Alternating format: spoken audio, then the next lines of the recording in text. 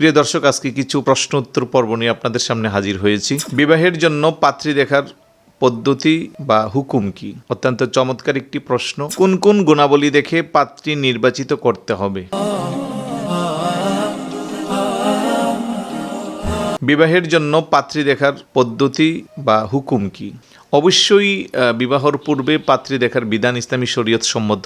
পাত্র যিনি আছেন উনি পাত্রীকে দেখে নেবেন, পাত্রী যিনি আছেন উনিও পাত্রকে দেখে নেবেন। উভয়ের পছন্দ মোতাবেকই বিবাহ সম্পন্ন হবে, এটাই ইসলামী শরীয়তের পদ্ধতি। তবে দুঃখজনক হলেও সত্য, আমাদের সমাজে যেই পদ্ধতিতে পাত্র কিংবা পাত্রী, বিশেষ করে পাত্রী নির্বাচিত করা হয়, এটা ইসলামী শরীয়ত সম্মত নয়। আমরা সামাজিক প্রেক্ষাপটে যা দেখতে পাই, যখন পাত্রী দেখতে যাওয়া হয় সেখানে দেখা হয় যিনি পাত্র উনি যাচ্ছে ওনার কাজিন, ওনার ফ্রেন্ড, ওনার বন্ধু, তারপরে ওনার বোনজামাই, এই টাইপের দূর দূরান্তের অনেক প্রায় 20-25 জন 15-20 জনের একটা টিম যাওয়া হয়। তারপরে এক প্রকার ওইখানে যাওয়ার পরে মেয়েকে ডিসপ্লে করা হয় সাজুগুজু করে। তারপরে যে যেইভাবে পারে মেয়েকে বিভিন্ন ধরনের প্রশ্ন করে, যেটা রিলেটেড আনরিলেটেড সব ধরনের প্রশ্ন করে। সেই ক্ষেত্রে স্থান নির্বাচন করা হয় ভালো মানের রেস্টুরেন্ট কিংবা উন্মুক্ত ময়দানে, পার্কে, যেটা আদৌ ইসলামী শরীয়ত সম্মত না। যেখানে মুহরম এবং গয়রে মুহরমের একটা ইসলামী শরীয়তে পদ্ধতি আছে। তো আপনি যাকে শাদী করবেন, এখনও অলরেডি আপনি তাকে শাদী করেন নাই, তার আগেই আপনি আপনার 14 গোষ্ঠীকে এই মেয়ের সৌন্দর্য উপভোগ করার সুযোগ করে দিয়েছেন। ওইখানে দেখা যায় অনেকে পিকচার ওঠে, এগুলো নিয়ে আসে। এখনও বিবাহ হবে কি না এই মেয়ের সাথে তার কোনো সম্পর্ক নাই, তার আগেই সোশ্যাল মিডিয়াতে দেওয়া হয় অমুকের জন্য পাত্রী দেখা হলো, কেমন হয় একটু মন্তব্য করবেন, নাউজুবিল্লাহ। এই ধরনের কাজগুলো কখনো শরীয়ত সম্মত না এবং ইসলাম রিলেটেড না। ইসলামী শরীয়ত যিনি শাদী করবে ওনাকেই শুধু অনুমতি দিয়েছে, আর মহিলা যারা আছেন, চাচি আছেন, বোন আছেন, মা আছেন, ওনাদের সেটা ভিন্ন কথা, ওনারা দেখতে পারবে।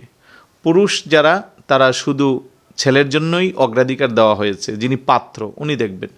আমি ওই পাত্রকে বলছি, আপনি শাদীর পূর্বেই আপনার বন্ধু নিয়ে গেলেন কিংবা আপনার কাজিন টাইপের যারা, তাদেরকে নিয়ে গেলেন, তাদেরকে দেখালেন, তাদের কাছ থেকে মন্তব্য নিলেন।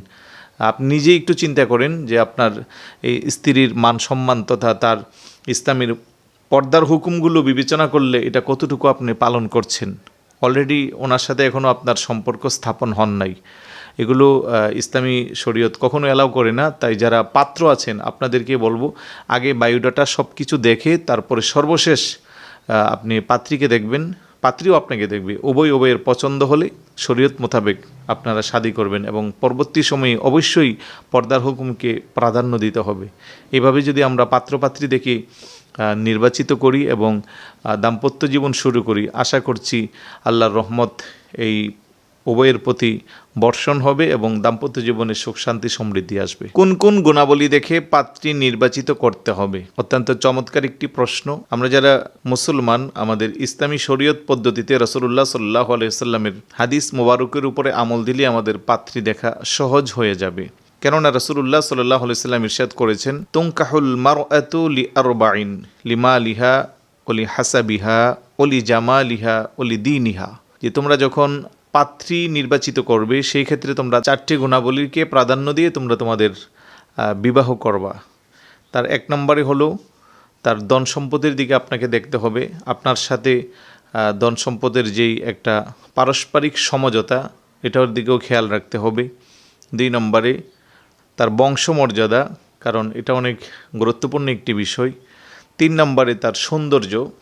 4 নম্বরে তার ধর্মবীরতা অর্থাৎ দিনদারিতা।